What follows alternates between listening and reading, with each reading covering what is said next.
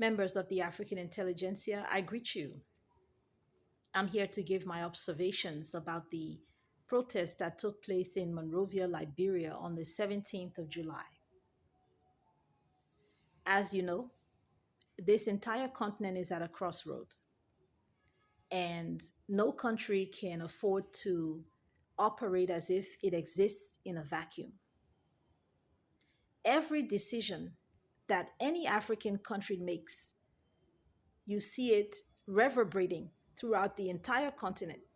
You see people reacting to it in terms of how it affects the continent as a whole.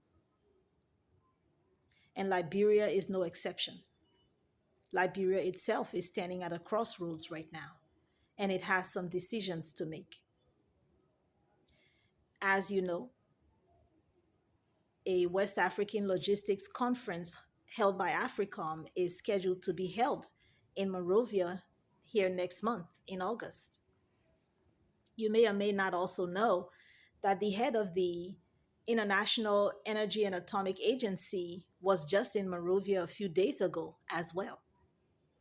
You saw the American president offer extra platitudes to the president of Liberia more than any of the others that were in Washington the other day.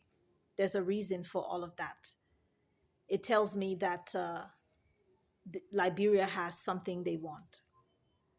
And so now Liberia has to position itself in terms of whether it wants to operate from a position of sovereignty or from a position of neocolonization 2.0.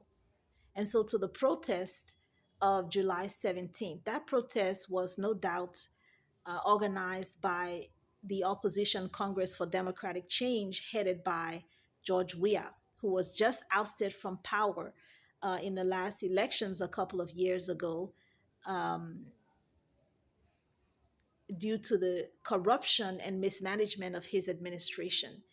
uh, the vote for Joseph Boakai wasn't even really about Joseph Boakai. That vote was simply a repudiation, a rebuke of the corruption of the Weah administration. And so his party is in no position to be um, positioning itself as if they're gearing up for some kind of comeback in 2029. Liberians, this is the time to really put on our thinking caps and decide where we're going as a nation. This is the time to decide on the kind of leadership that we want for this country going forward.